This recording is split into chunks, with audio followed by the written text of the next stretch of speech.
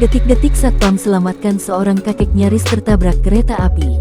Video viral memperlihatkan seorang kakek-kakek nyaris tertabrak kereta api saat mengayuh sepedanya melintasi persimpangan jalur kereta api.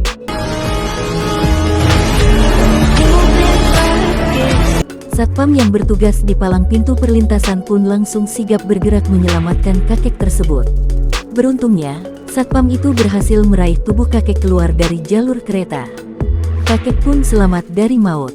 Adapun kronologi yang diunggah akun Instagram dengan nama pengguna @info_gebarat Cimahi, semula kakek pengayuh sepeda itu menunggu kereta melintas bersama pengendara lain.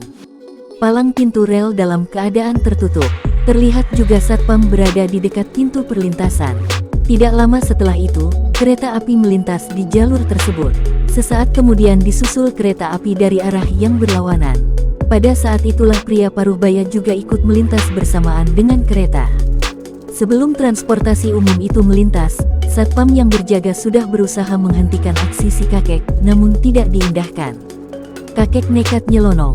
Dengan keadaan yang menegangkan itu, Satpam perlintasan langsung menarik tangan kakek lalu membawanya keluar dari jalur kereta.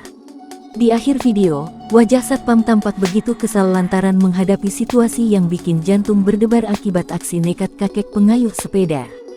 Belum diketahui pasti lokasi dan waktu kejadian itu.